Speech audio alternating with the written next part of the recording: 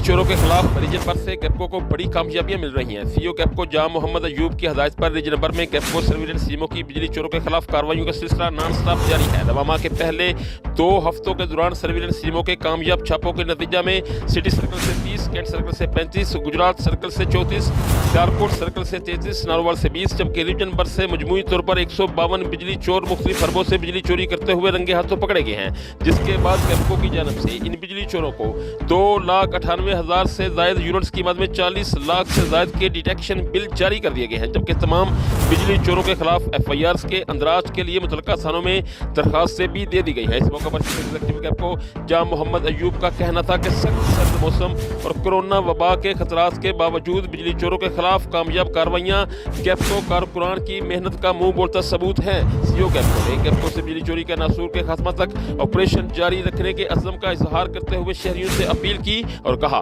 कि वो बिजली चोरों पर कड़ी नजर रखें और ऐसे नासर की इतला फौरी तौर पर कैपको की हेल्पलाइन 118 पर दें, क्योंकि बिजली चोरी के खात्मा से ही मुस्तद सार्फिन को बिजली की मुसलसल फराहमी मुमकिन हुई है।